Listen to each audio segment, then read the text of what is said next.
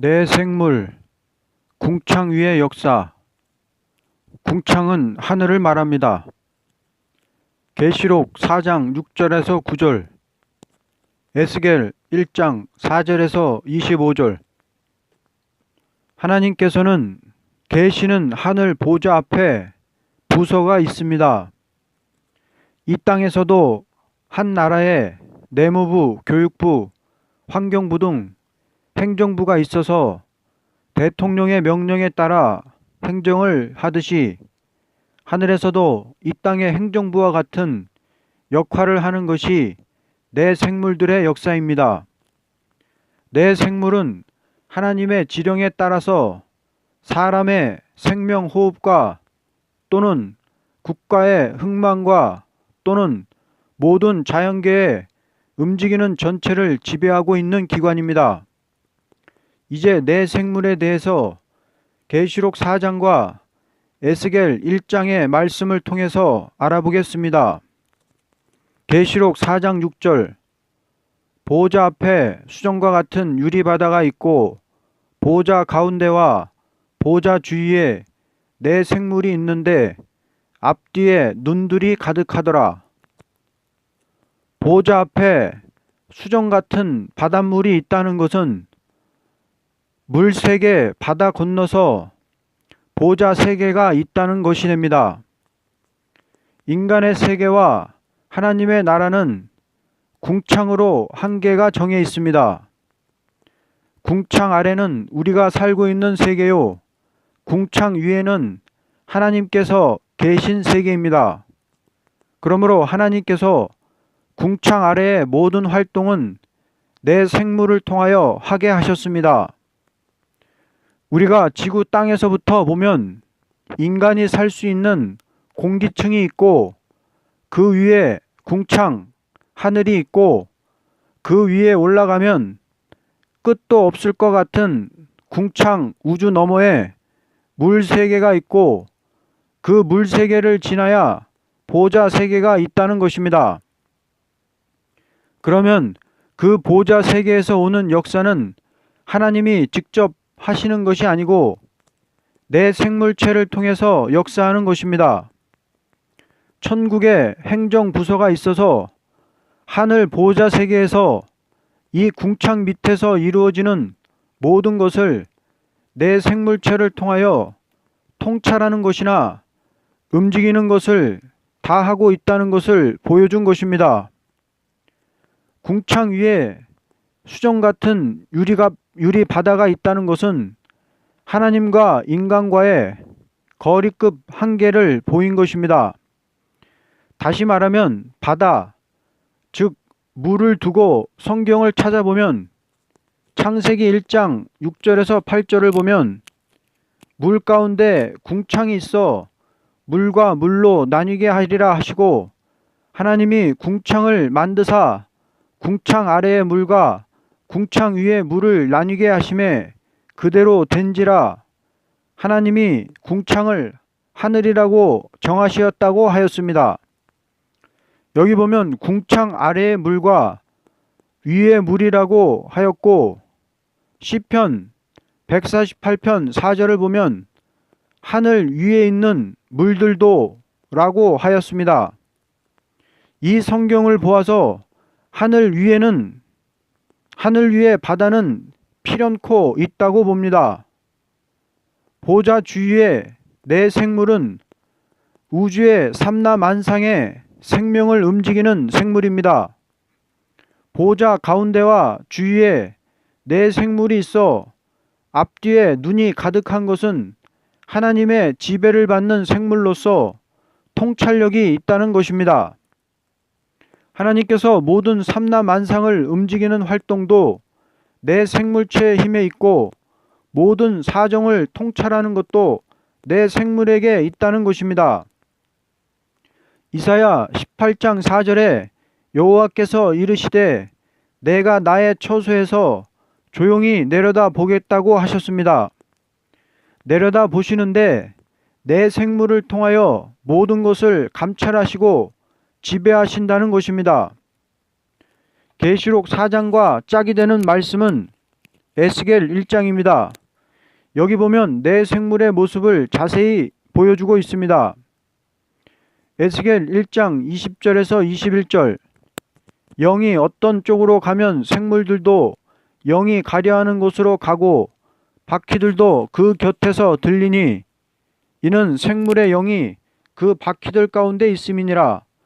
그들이 가면 이들도 가고 그들이 서면 이들도 서고 그들이 이 땅에서 들릴 때에는 이들도 그 곁에서 들리니 이는 생물의 영이 그 바퀴들 가운데 있음이더라. 바퀴가 돌아가고 움직이는 것은 생물의 영이 바퀴들 가운데 있기 때문입니다. 이 바퀴가 돌아가는 그 힘에 의해서 하늘과 땅의 모든 삼라만상이 돌아가는 것입니다.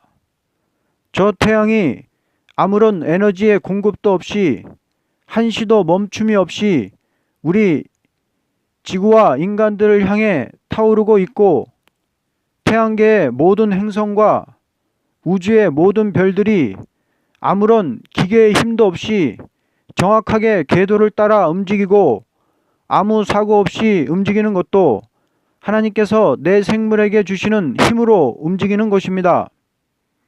이것을 본다면 하나님의 역사에는 반드시 생물체가 따른다는 것을 알 수 있습니다. 틀림없이 바퀴 같은 것이 돌아가는 모양이 나타난 것은 우주 안의 대자연계를 움직이는 힘을 보여준 것입니다. 그러므로 우주 안에 생기가 있는 것은 내 생물체의 힘에 의하여 있다는 것을 알 수 있습니다. 우주 안에 생기라는 것은 자연이 있는 것이 아니고 생물체의 힘이 바퀴같이 돌아가는 그 역사에서 사람이나 동물이나 모든 생물이 존재할 수 있고 자연계가 움직이고 있는 것입니다. 에스겔 1장 23절에서 24절. 그 궁창 밑에 생물들의 날개가 서로 향하여 펴 있는데 이 생물은 두 날개로 몸을 가렸고 저 생물도 두 날개로 몸을 가렸더라. 생물들이 갈 때 내가 그 날개 소리를 들으니 많은 물소리와도 같으며 전능자의 음성과도 같으며 떠드는 소리 곧 군대의 소리와도 같더니 그 생물이 설 때 그 날개를 내렸더라. 생물체의 역사가 궁창 밑에서 날개와 같은 힘을 가지고 활동하는 것이 보여진 것은 우리가 살고 있는 이 세계의 대자연을 움직이며 삼라만상에 되어지는 일을 움직여 주는 것을 가르쳤습니다. 그러므로 주님께서 말씀하시기를 들의 백합화도 하나님께서 입히시고 공중에 나는 새도 하나님께서 기르신다고 한 것은 하나님께서 직접 백합화를 입히고 새를 기른다는 것이 아니고 내 생물체의 활동을 있게 해서 식물계나 동물계까지 그 움직이는 힘으로 되어지는 것입니다. 오늘이라도 궁창 아래에서 내 생물체의 역사가 없어진다면 이 세계는 아무런 활동이 있을 수가 없습니다. 이 활동은 하나님의 말씀대로 이루어지는 역사입니다. 계시록 4장 7절에서 8절. 그 첫째 생물은 사자 같고 둘째 생물은 송아지 같고 그 셋째 생물은 얼굴이 사람 같고 그 넷째 생물은 날아가는 독수리 같은데 네 생물은 각각 6날개를 가졌고 그 안과 주위에는 눈들이 가득하더라. 그들이 밤낮 쉬지 않고 이르기를 거룩하다 거룩하다 주 하나님 곧 전능하신 이여 전에도 계셨고 이제도 계시고 장차 오실 이시라 하고. 자연계 자체는 힘이 있는 것이 아닙니다. 새가 한 마리 날아다니는 것도 자기 힘이 아니고 들의 짐승이나 그 생명이라는 것은 자기 힘에 있는 것이 아닙니다. 동물과 인간이 음식의 힘으로 산다고 하지만 그 힘만으로는 곤충이나 동물이나 사람이 능력을 발휘하지 못하는 것입니다. 영양분이 힘이 된다면 영양분을 많이 먹으면 더 건강해져야 되고 죽지 않아야 되지만 아무리 잘 먹어도 생명체는 죽는 것입니다.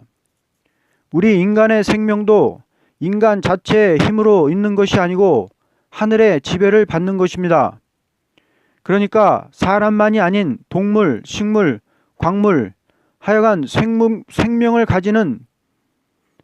가지고 움직이는 그 세계는 전체가 생물체의 근본이 있다는 것입니다. 그래서 공중에 나는 새 한 마리도 하나님의 허락이 없으면 떨어지지 않는다고 말씀했습니다.